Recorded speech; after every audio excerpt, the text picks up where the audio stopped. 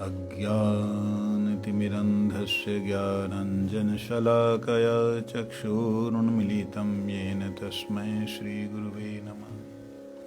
गीतासु गीता कर्तव्या किमन्यशास्त्रविस्तरे यस्वयं पद्मनाभस्य मुखपद्मात् विनिश्रिता सर्वोपनिषदो गावो दुग्धा गोपालनन्दना पार्थो वत्स सुधीर्भोक्ता दुग्धं गीता अमृतं महत्।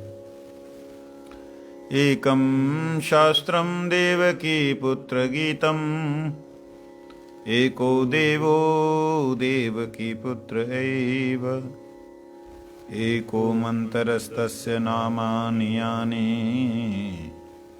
कर्मप्येकं तस्य देवस्य सेवा कर्मप्येकं तस्य देवस्य सेवा।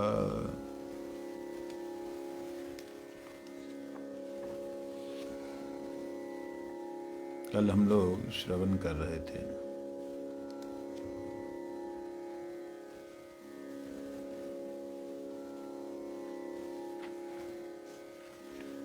भक्त्या मामभिजानाति।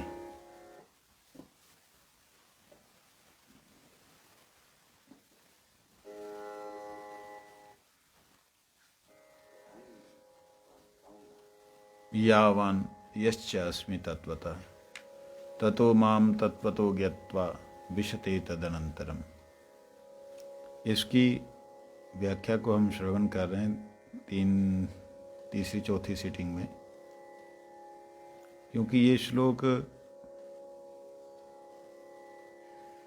ऐसे ही नहीं है कि भक्ति के बारे में बोल दिया।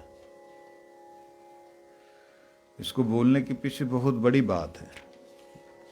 भगवान कर्म ज्ञान योग इत्यादि की बातें बोलते बोलते जब इस बात को बोलने के लिए अग्रसर हुए कि मुझे कौन जान सकता है, तो उसके लिए भगवान कहते हैं भक्ति से ही मेरे को केवल मात्र भक्त्या एकया ग्राह्यम, एकमात्र भक्ति से ही मुझे जाना जा सकता है।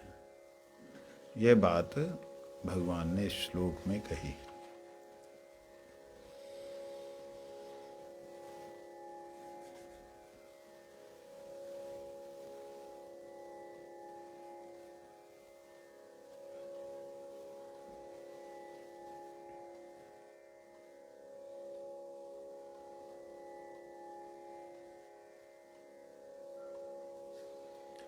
कहते हैं भक्ति के बिना केवल ज्ञान से मुक्ति संभव नहीं होती।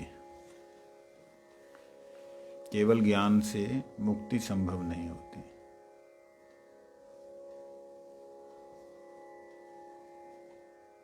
भक्ति के बिना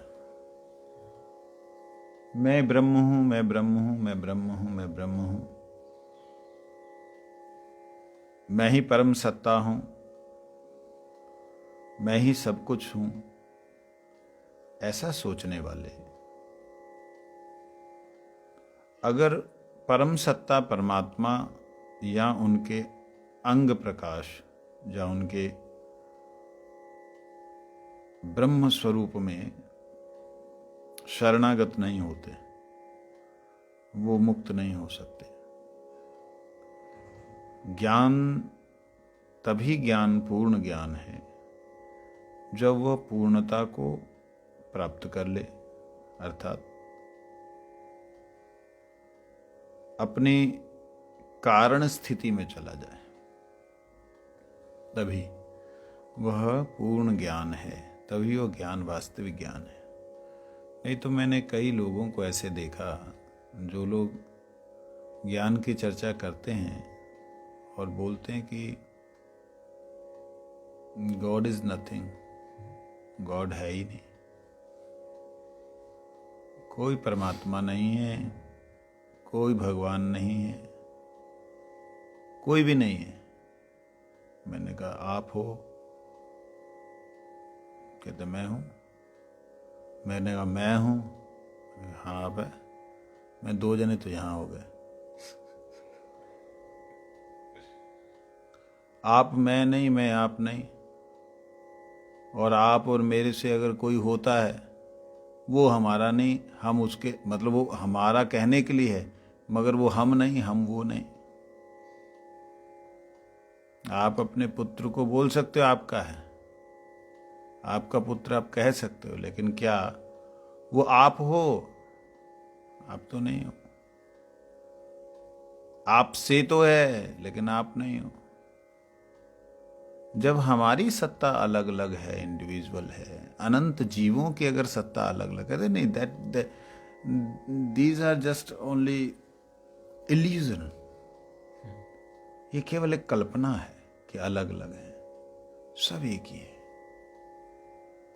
कैसी कल्पना है ये? कहते ये कल्पना अपने अपने शरीरों की है। शरीर नहीं रहेंगे तो सब एक ही है, वही प्रज्ञा। मैंने कहा वो ही क्या है? वही प्रज्ञा क्यों बोल रहे हो?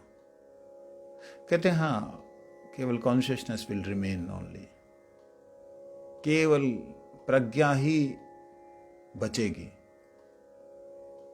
ऐसा जो बोलने वाले हैं, ऐसा जो समझने वाले हैं, इस मार्ग पे जो चलने वाले हैं, उनको कभी मुक्ति भी नहीं मिल सकती। क्यों? क्योंकि वो सर्वत्र प्रज्ञा या आत्मा या ज्ञान को ही समझते हैं। तो सर्वत्र समझते हैं, सर्वत्र समझते रहो।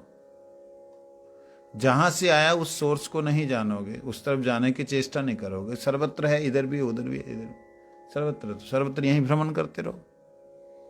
जब तक शरणागति का भाव नहीं आएगा, जब तक परम सत्य की तरफ, परम तत्व की तरफ नहीं जाएगा वो ज्ञानी, जब तक उनके प्रति उनको भक्ति नहीं भाव जगेगा। भक्ति का मतलब ये नहीं कि हम लोग आरतियां करने लग जाएं, इसे ही भक्ति कहते हैं। भक्ति का मतलब ये भी नहीं कि मजीरे लेके बजाने लग गए, यही भक्ति है। ये भक्ति के अंग हैं, लेकिन यही भक्ति है ऐसा नहीं है कि हम माला लेकर के जब कर रहे हैं यही भक्ति है। अरे ये भक्ति के अंग हैं। और ये भी भक्ति है कि अगर कोई स्मरण करता है, मैं उस परम सत्ता में आत्मसमर्पण करता हूँ, स्वयं का समर्पण करता हूँ, इस प्रकार से स्मरण करते हुए अगर वो सोहम सोहम अहम ब्रह्मस्मि प्रज्ञानम ब्रह्म शिवोहम अयम आत्मा ब्रह्म इत्यादि कोई भी मंत्र का जाप करता है, तो उसे अंत में मुक्ति मिल सकती है। परंतु यहां भी शक्ति है, परंतु भगवान भक्ति में तो जो कोई व्यक्ति भक्ति का केवल मात्र आश्रय ही लेता है, उसको तो भक्ति बड़े आराम से जो है मिल जाती है। इसलिए कहते हैं, क्या कहते हैं कि बिना भक्ति के केवल ज्ञान से मुक्ति संभव नहीं। केवल ज्ञान ये है, और ये ज्ञान सत्य है कि सर्वत्र प्रज्ञा ही है, सर्वत्र वह ज्ञान ही है। अखंड ज्ञानमय तत्व का प्रकाश सर्वत्र है। ये गलत नहीं है, कहीं भी एक भी पॉइंट से गलत नहीं, सही है। वो चैतन्य रूप को ज्ञान बोले, वो आत्मस्वरूप को ज्ञान कहते हैं। तो चैतन्य प्रज्ञा, प्रज्ञा ज्ञान है। चिद सच्चिदानंद है ना, चिद तत्व, चिदांश जीव, तो ठीक है, गलत नहीं बोल रहे हैं, लेकिन है जहां से उसको नहीं मान रहे। उस सोर्स को नहीं मानने के नाते वो लोग कभी भी मुक्ति भी नहीं प्राप्त कर सकते। तो इसलिए यहां कहते हैं भक्ति मिश्रित ज्ञान का अभ्यास करते हुए अगर वह मन में ऐसा समझते हैं कि जैसे हम लोग इस शरीर में उपाधि युक्त हैं। उपाधि युक्त क्या? मैं शरीर हूं, मैं गोरा हूं, मैं काला हूं, मैं मोटा हूं, मैं तगड़ा हूं, ये शरीर की। मैं इस कुल का, मैं उस कुल का, मैं इस देश का, मैं उस देश का, ये सारी उपाधियां। कहते अगर कोई व्यक्ति भक्ति मिश्र होकर के भी पहला था बिना भक्ति के ज्ञान, दूसरा है भक्ति मिश्रित ज्ञान। भक्ति मिश्रित ज्ञान में भी अगर कोई व्यक्ति ऐसा सोचता है कि जिस प्रकार मैं उपाधि युक्त हूं, ऐसे ही वो परम पुरुष जो है, वो ब्रह्म जो है, उपाधि युक्त होकर के कृष्ण राम इत्यादि की रूप में आता है। राम और कृष्ण ये उपाधियां हैं उस ब्रह्म की। वास्तविकता में तो राम भी नहीं, कृष्ण भी नहीं, विष्णु भी नहीं, कुछ भी नहीं। अंत में सारे के सारे उसी में विलीन हो जाएंगे, मैं भी उसमें विलीन हो जाऊंगा। इसलिए मेरे में और उसमें कोई भी अंतर नहीं है। ऐसा जो भक्ति मिश्र हो करके, मतलब समर्पण तो आ गया वहां पे, भक्ति मिश्रण मतलब समर्पण तो आ गया, शरणागति तो आ गई, लेकिन ऐसी बुद्धि युक्त होकर के, ऐसी शरणागति जिस शरणागति में उसके भीतर भगवान की सत्ता नित्य नहीं है, ऐसी भावना है, वह व्यक्ति को भी कभी मुक्ति नहीं मिल सकती। क्यों नहीं मिल सकती? क्योंकि भगवान तो नित्य हैं। भगवान का प्रकाश, अखंड प्रकाश, वो नित्य है। वो प्रकाश से परे कोई सत्ता को मानते ही नहीं है। बहुत से ऐसे संप्रदाय हैं, मैं नाम नहीं लेना चाहता, लाखों नहीं करोड़ों शिष्य हैं उनके, करोड़ों शिष्य हैं। गौड़ीय संप्रदाय के तो शायद लाखों होंगे, उनके करोड़ों शिष्य हैं, 1-2 करोड़ नहीं, करोड़ों शिष्य पूरी धरती में, पूरी पृथ्वी पे इतने शिष्य हैं, इतने आश्रम है। मेरा ख्याल गिनीज बुक वर्ल्ड रिकॉर्ड के अंदर उन्हीं का नाम आना चाहिए। परंतु वो लोग परम सत्ता को अपने जैसा मुर्दा शरीर समझते हैं। कहते अभी जो सद्गुरुदेव भगवान हैं, अब सद्गुरुदेव जो हैं साक्षात ब्रह्म हैं, इनको अगर मानोगे परमात्मा, इनको अगर मानोगे गुरु ब्रह्मा गुरु विष्णु गुरुदेव महेश्वरा साक्षात गुरु पर ब्रह्म तस्मै श्री गुरुवे नमः, तब तुमको परम मुक्ति मिलेगी। क्योंकि जैसे पहले कृष्ण जी आए थे, राम जी आए थे द्वापर त्रेता युग में, कृष्ण जी द्वापर युग में, सतयुग में विष्णु भगवान जी, ये वाह ह हरि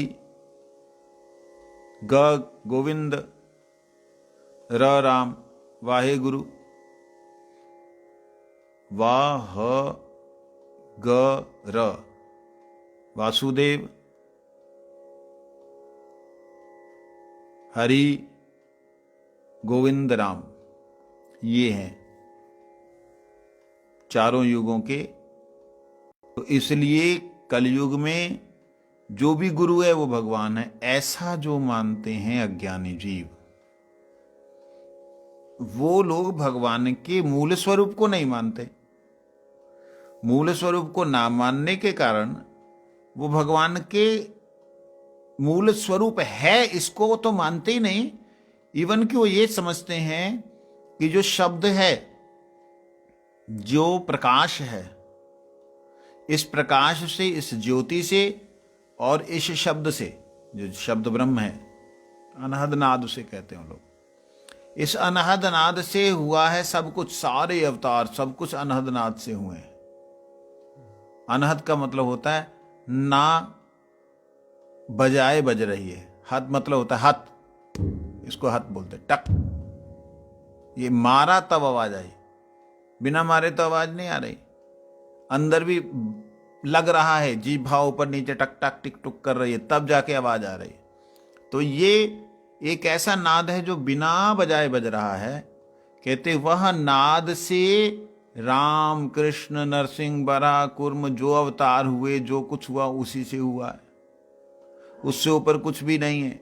ऐसा जो समझने वाले लोग हैं उनको भी वास्तविकता में मुक्ति नहीं मिल सकती। श्री कृष्ण कहते हैं इसको। क्यों कहते? उन्होंने अपनी तरह, अपनी बुद्धि के अनुसार, अपनी तरह ही सोचा कि परमात्मा भी ऐसा ही है, मतलब भगवत अवतार सारे ऐसे ही हैं।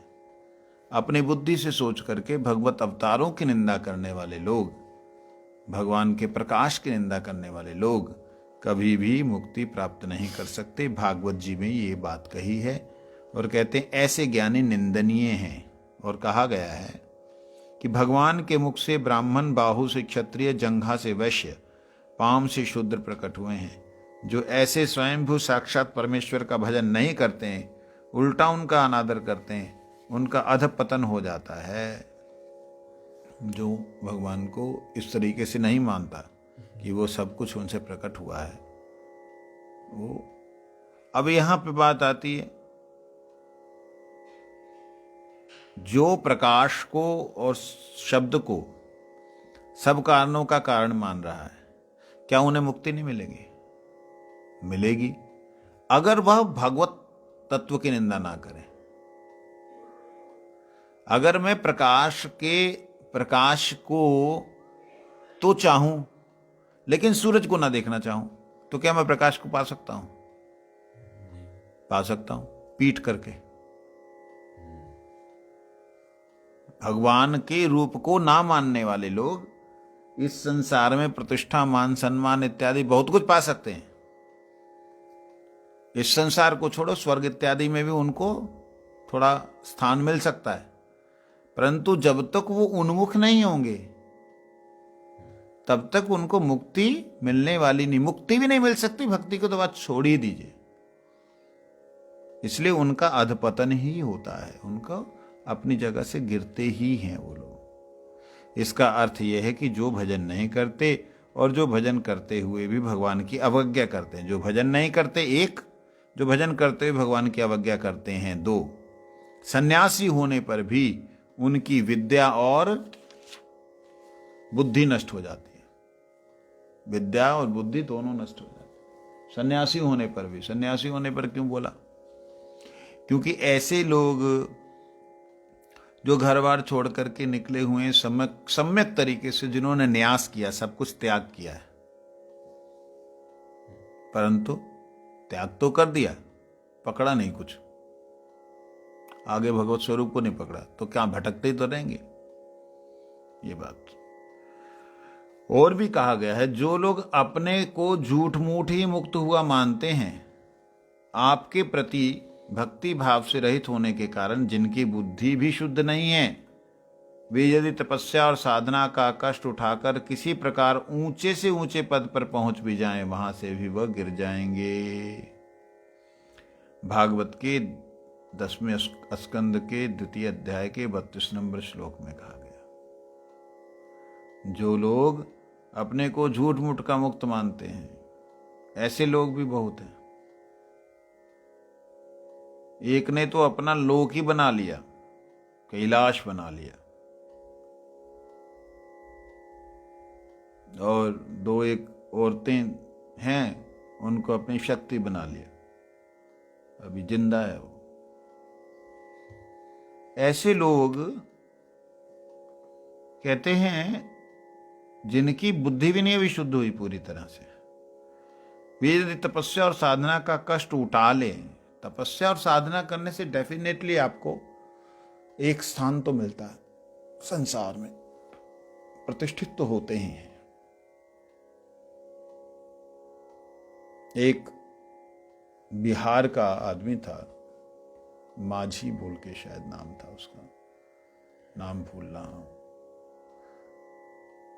उसकी पत्नी का देहांत हो गया सिर्फ इसलिए कि वह जो रास्ते से लेके जाना था, वो रास्ता बहुत दूर से जाकर के एक पर्वत के परली तरफ था, तो बहुत दूर से घूम के जाना पड़ता था। तो उसने कहा अगर एक पर्वत कट जाए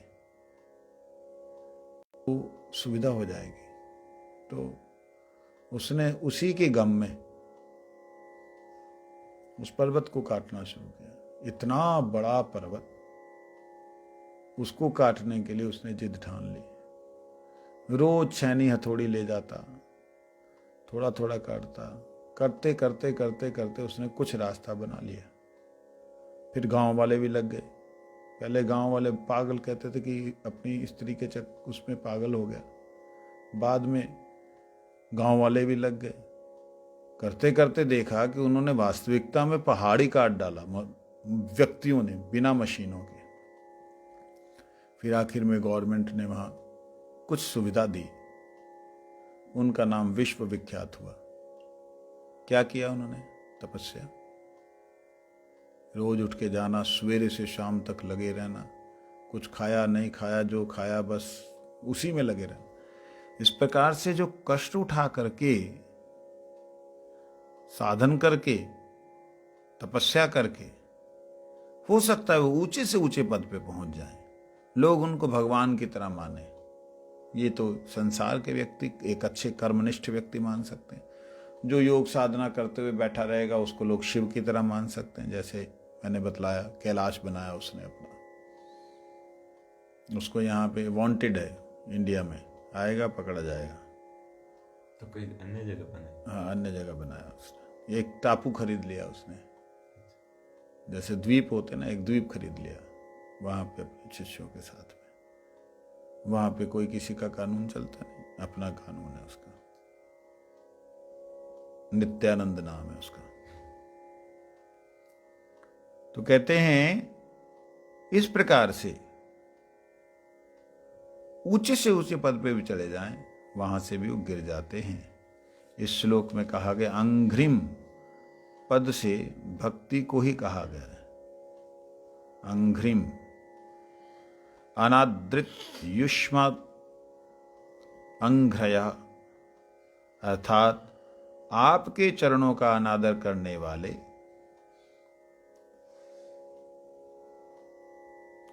इस वाक्य से भगवान के शरीर को माया का मानना ही उनका देह का अनादर, उनका अनादर है। जो आपके चरणों का अनादर करते हैं, चरण है ही नहीं। बिनु पग चलें सुनई बिनु काना, बिनु कर करें कर्म विधि नाना।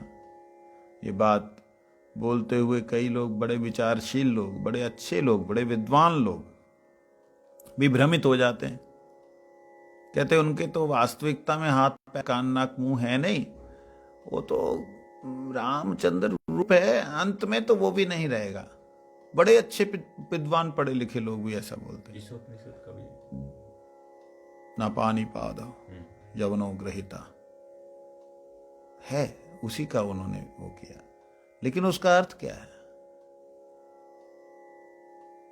उसका अर्थ समझने वाला है। उनके हाथ नहीं है लेकिन सब कुछ करते हैं। कैसे करते हैं? हाथों से करते हैं। हाथ नहीं, हाथों से कैसे करेंगे? उनके प्रत्येक अंग प्रत्येक क्रिया कर सकते हैं, परंतु मेरा प्रश्न है, जो व्यक्ति अनुभव करता है वो अपनी ज्ञान इंद्रियों से तो करता है। चक्षु कर्ण नासिका जिह्वा शरीर की त्वचा से तो करता है। जो अनुभव करता है, सुख दुख गर्मी ठंडी, इन्हीं से तो करता है। अच्छा देखा बुरा देखा, अच्छा सुना बुरा सुना, अच्छा खाया बुरा खाया, अच्छी सुगंध दुर्गंध, इसी से तो करता है। इसके अलावा क्या वो कर सकता है? बुद्धि लगाओ, 1000 बार सुना चुका हूं मैं। क्या कर सकता है? मन से। मन से। मन से क्या अपने आप कर लेगा? मन से क्या सुगंध ले लेगा? आनंद ले सकता है, अनुभव कर सकता है। सुगंध नहीं ले सकता।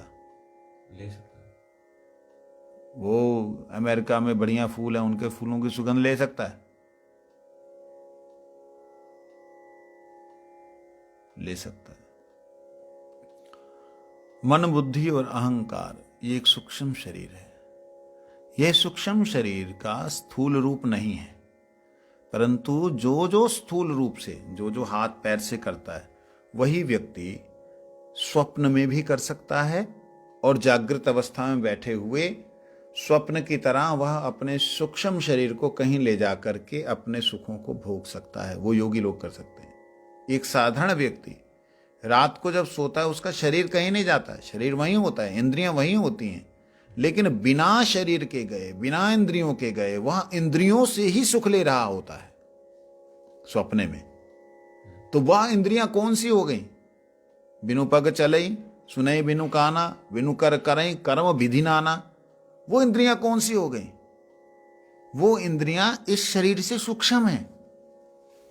फिर इससे भी ऊपर की इंद्रियां हैं आत्मा की, जो बोलती है अगले दिन मैंने आज सपना नहीं देखा, अरे भाई तेरी आंख, तू देखने वाली चीज हो तो देखेगी। नहीं आज मैंने सपना नहीं देखा, मतलब मन बुद्धि अहंकार ने कोई क्रिया नहीं की, सुप्त अवस्था में थे, उस वक्त भी आत्मा देख रही थी कि आज कोई सपना नहीं देखा। तो दृष्टा के नेत्र हैं, लेकिन नेत्र जैसे तुम समझ रहे हो वैसे नहीं। इसका मतलब ये नहीं कि नेत्र है ही नहीं, नेत्र हैं, दृश्य भी देखता है, दृश्य नहीं भी देखता है, देखता दोनों में ही है। एक दृश्य को देखता है, एक दृश्य नहीं देखता है। को देखना और नहीं देखना दोनों में देखना है। तो देखने वाले तो नेत्र हैं, वो केवल प्रज्ञा नहीं है, केवल ज्ञान नहीं है। ज्ञान केवल कुछ नहीं कर सकता अगर उसके साथ में ज्ञान को संचालन करने की इंद्रियां ना हो। ये इंद्रियां बाह्य इंद्रियां हैं, एक भीतर की इंद्रियां हैं, सूक्ष्म इंद्रियां, एक आत्म इंद्रिय हैं, आत्मा की इंद्रियां। तो आत्मा की जो इंद्रियां हैं उनको, अर्थात परमात्मा के नित्य स्वरूप को जो नहीं मानता, उसके लिए गीता में कहते 9वें अध्याय के 11वें श्लोक में, मूढ़ लोक मनुष्य शरीरधारी मेरी अवज्ञा करते हैं। मूढ़ो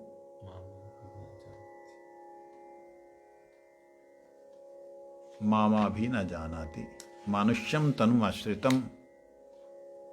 मूढ़ व्यक्ति अवजानन्ति माम मूढ़ा मानुष्यम तनुमाश्रितम, अवजानन्ति माम मूढ़ा मनुष्यम तनुमाश्रितम, मेरे को नहीं जानते। मनुष्यम तनुमाश्रितम बोलने से मतलब ये होता है कि मनुष्य तन को आश्रय किया। इसका मतलब ये नहीं है कि भगवान का शरीर तो है नहीं इसलिए आश्रय किया, इसका मतलब ये नहीं। हमारी इंद्रियां सूक्ष्म हैं, सूक्ष्म इंद्रियों ने स्थूल इंद्रियों को धारण किया। सूक्ष्म इंद्रियां मन बुद्धि अहंकार के अंदर अगर सब दृश्य इत्यादि सुख मतलब ज्ञान इंद्रियां अगर ना हो तो ये ज्ञान इंद्रियां कर्म नहीं करेंगी। जैसे उदाहरण के लिए आंख होने पर भी आंख से दिखाई नहीं देता, अगर अंदर की नसें सूख जाती हैं तब भी वह अपनी प्रज्ञा के चक्षुओं से देख सकता है, अनुभव कर सकता है, चल सकता है। समझे नहीं? अंधा जो देखता है वो मनुष्य नहीं देख सकता, जो कि उसकी आंखों का परे है आंखें। इस प्रकार अब देखिए ना, सूरदास जी को ले लीजिए। सूरदास जी किस प्रकार से दर्शन करते हैं? भगवान के दर्शन, नित्य प्रति भगवान का रूप का दर्शन करते हैं। रोज भगवान के श्रृंगार का वर्णन करते हैं, रोज नित्य प्रति श्रृंगार का वर्णन। एक दिन गिरधर लाल जी को, ये शिष्य उनके पुत्र बल्लभाचार्य जी के, उनके मन में आया ये कुछ तो गड़बड़ी कर रहा है, कपटता करता है। आंखें तो आंखें हैं ही हैं, आंखें तो खुली रहती हैं देखी भी, इसको लगता है दिखता है। तो उन्होंने उनकी आंखों के ऊपर आटे की गोलियां रखवाई, आटे का बना करके छोटी सी टुकड़ा रखवाया, पट्टी बंधवाई। सूरदास जी आज ठाकुर जी के दर्शन करो, और ठाकुर जी का कोई श्रृंगार नहीं किया, नंगे ही खड़ा कर दिया श्रीनाथ जी को। तब उन्होंने बड़ा सुंदर वर्णन किया, आज हरि देखे नंगम नंगा, जलसुत भूषण अंग विराजे, जलसुत भूषण अंग विराजे, ऐसा कुछ है। माँ यशोदा की गोद में जिस प्रकार कृष्ण जो हैं रहते हैं, वैसे ही आज गोपाल जी को मैं देख रहा हूं कि उनके शरीर में केवल मोतियों के, जलसुत मतलब होता है मोती, जलसुत भूषण, मोतियों के जो भूषण हैं वही अंग में विराज रहे हैं। आज अनंग मोहन है, और बहुत कोटि अनंग ऐसे कुछ है कि करोड़ों अनंगों का, अनंग मतलब कामदेव, उनको लज्जित कर रहे हैं, मोहित कर रहे हैं। सूरदास जी ने देखा, कौन सी आंखों से देखा? तो उसके नेत्र हैं, दिव्यम ददामि ते चक्षु पश्य में योगेश्वरम। तो यहां पर बात कह रहे हैं, वास्तव में मेरा मनुष्य शरीर सच्चिदानंदमय है, मेरी तर्कातीत शक्ति के प्रभाव से उसका दर्शन होता है। तर्कातीत शक्ति के, तर्क अतीत, तर्क से जो परे है उस शक्ति के अनुसार ही उसका दर्शन हो। तर्कातीत मतलब हम नहीं देख सकते, लेकिन वह अगर चाहें, जो हमारे तर्क से बाहर हैं, वो अगर चाहें तो हम उनकी शक्ति से उन्हें देख सकते हैं। वैष्णव है। अब ये बाकी है थोड़ा, इसको पढ़ने के बाद ही आगे बढ़ेंगे।